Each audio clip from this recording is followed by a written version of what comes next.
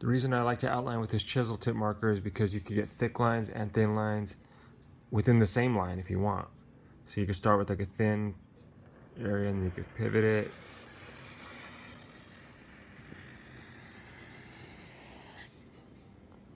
So outline. All with that one tip.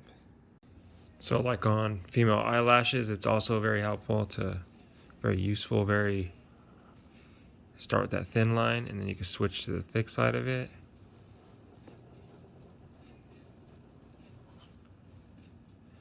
See that?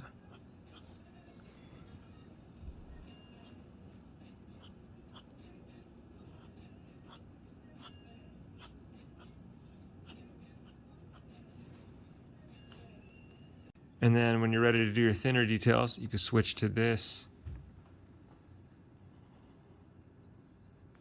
thinner Sharpie.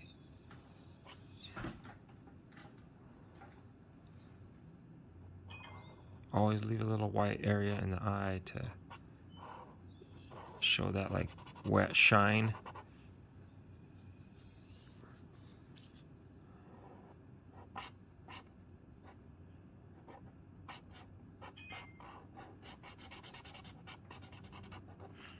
So the next phase is color, and what I start with is these pastels, and I lay down the shading in the darkest areas, and it might look chalky now, but when you blend it in with this napkin, everything becomes smooth. In combination with the pastels, I use these, which are Prismacolor color sticks, which is like a wax based. So you can use this on the skin or just the background, or like I said, I like to use a combination of that with pastels. The thing with these is they don't blend as well as pastels. That's why I like pastels, but they're both good. You can use just one exclusively or both in combination.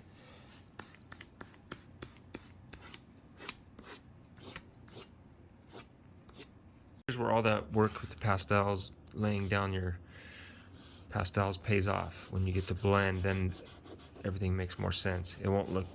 It goes from looking like real rough to just, in a matter of seconds, real smooth. To achieve the illusion of 3D, three-dimensional round shapes, you build the shadow up to the light source. So if the light source is right on the ball of this cheek, you kind of leave you blend into it and you leave one little highlighted spot, and that's what makes it look three-dimensional and round. So this is a single layer of pastels. You could always go back and add more layers to make it even more detailed, but for the sake of being simple, we'll keep it at that. And at that point, last thing you'll do is like lift any highlights you might want to enhance. A little glare in the glasses, maybe a little streak.